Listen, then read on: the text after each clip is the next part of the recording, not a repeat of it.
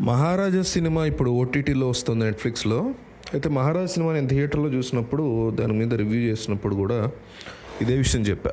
Gargi cinema ఎట్లయితే ఉందో దానిని ఒక అనురాగ్ కశ్యప్ లాంటి, లేకపోతే ఒక రామ్ గోపాల్ వర్మ, ప్రైమ్ టైంలో ఉన్న రామ్ గోపాల్ వర్మ లాంటి వాళ్ళు ఎవరన్నా డైరెక్ట్ చేస్తే దాని అవుట్పుట్ ఎంత బాగుంటుందో అంత బాగుంది మహారాజా. వెరీ ఇంట్రెస్టింగ్ మూవీ అనేసి చెప్పి, దాంతోపాటు చాలా గోరీ సీన్స్, చాలా డిస్టర్బింగ్ సెన్సిటివ్ సీన్స్ ఉన్నాయనేసి కూడా నేను మెన్షన్ చేయడం జరిగింది ఆ రివ్యూలో. అయితే ఇప్పుడు ఓటీటీ వచ్చిన తర్వాత కూడా చాలామందికి ఈ రీజన్ వల్ల ఈ సినిమా నచ్చలేదు. నిజానికి గార్గి సినిమా మీరు చూస్తే వాళ్ళు చాలా ప్రొలిఫిక్గా, చాలా ప్రొఫెషనల్గా ఎక్కడ ఏమేమి రివీల్ చేయాలి అనేది మాత్రమే రివీల్ చేస్తూ వెళ్ళారు. ఈ సినిమాలో అవసరం లేనటువంటి అంశాలను కొంచెం, సినిమా చాలా అద్భుతంగా ఉంది. మహారాజా మూవీ ఇయర్లో వచ్చిన one of the finest films. కమర్షియల్గా కూడా చాలా అద్భుతంగా సినిమా అయింది. కానీ లైంగిక హింస అనేది చాలా సెన్సిటివ్ థింగ్. దాన్ని చిత్రీకరించే విషయంలో అనవసరమైనటువంటి అతిని చూపిస్తుంటారు మన డైరెక్టర్స్. తమిళ్ వాళ్ళు కానీ, తెలుగు వాళ్ళు కానీ లైంగిక హింస, మొలెస్టేషను ఇట్లాంటి విషయంలో చాలా జాగ్రత్తగా చూసుకుని ఎమోషనల్గా సినిమా అనేది ఇబ్బంది పెట్టకుండా చూసుకోవాలి. ఫర్ ఎగ్జాంపుల్, ఇప్పుడు ఆల్రెడీ ఇలాంటి ట్రామాలు ఫేస్ చేసిన వాళ్ళు మన సమాజంలో చాలామంది ఉంటారు. మనం అనుకుంటాం కానీ అబ్బాయిల్లో ఉంటారు, అమ్మాయిల్లో ఉంటారు. లక్షలాది మంది చిన్నప్పుడు ఈ రకమైనటువంటి ప్రతి ఒక్కళ్ళు రేపు గురవక్కర్లా, మానభంగం ప్రతి ఒక్కరి మీద జరగక్కర్లా.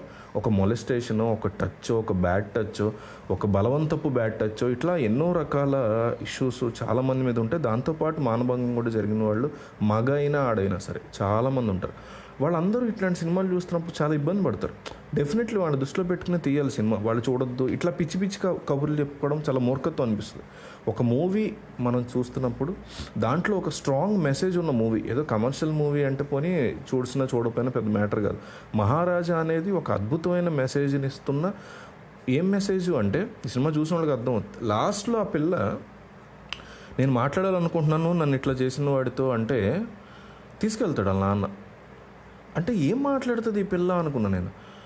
ఆ పిల్ల, నన్ను ఇంత నాశనం చేసావే, అయినా కానీ నేను ఎదుగుతాను, నేను గొప్పగా అవుతాను జీవితంలో, ఇందులోంచి నేను బయటపడతాను, నువ్వు నన్ను నాశనం చేసేసానని సంతోషపడుతున్నావే, ఆ సంతోషాన్ని నీకు లేకుండా నేను ఎదుగుతాను అని చెప్తుంది.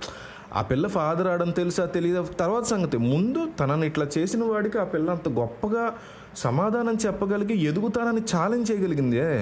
That's what the society wants అనేది ఈ సినిమా చెప్తున్న మెసేజ్ హోల్సేల్గా.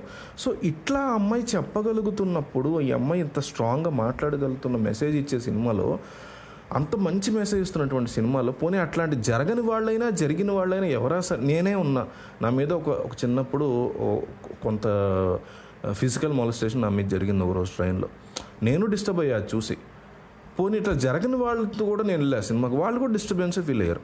సో అవసరం లేని అంశాలని ఎక్కువగా అంటే ఏమనుకుంటారంటే డైరెక్టర్స్, ఆ లెవెల్లో చూపిస్తేనే వాడికి క్లైమాక్స్లో జరిగేది మనకు కూడా సంతోషంగా, లేకపోతే మనకు కూడా సాటిస్ఫాక్షన్గా అనిపిస్తుంది అనుకుంటారు. కానీ నేను అనేది కొన్ని గోరీ సీన్స్ని వీలైనంత ఎక్కువగా అవాయిడ్ చేయగలిగాను. లెగ్స్ మధ్య కెమెరాలు పెట్టడం చిన్నపిల్లలకి, ఇట్లాంటివి కాస్త ఫూలిష్గా డెఫినెట్లీ అనిపిస్తాయి. సో చిత్తా సినిమాలో కూడా ఇలాంటివి కొన్ని ఉన్నాయి. గార్గి మాత్రం చాలా క్లీన్గా చేశారని చెప్పుకోవచ్చు. సో హింసని అతిగా కాకుండా గౌరవప్రదంగా కూడా చూపించాల్సినటువంటి బాధ్యత సినిమా యొక్క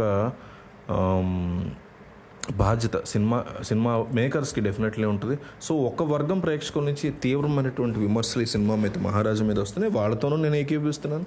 సినిమా హిట్ అయింది, జనాలు చూస్తేనే సినిమా హిట్ అయింది, వాళ్ళతో కూడా నేను ఏకీభవిస్తున్నాను. ఎందుకంటే ఇందులోనూ పాయింట్ ఉంది, అందులోనూ పాయింట్ ఉంది. బట్ డెఫినెట్లీ అల్టిమేట్గా కాస్తంత బాధ్యతాయుతంగా మేకర్స్, ఇంకా బాధ్యతాయుతంగా ఈ సినిమా తీయడమే నిజంగా గొప్ప దండం పెట్టాలి మేకర్స్కి. సో అట్లాంటిది ఇందులో కొన్ని తప్పులు ఉన్నాయి, కాస్త సెన్సిటివ్ తప్పులు ఉన్నాయి, వాటిని సరి చేసుకోవాలి ఇట్లాంటి సినిమాలు తీసే మేకర్స్ రేపు ఎవరైనా అనేది నా ఉద్దేశం.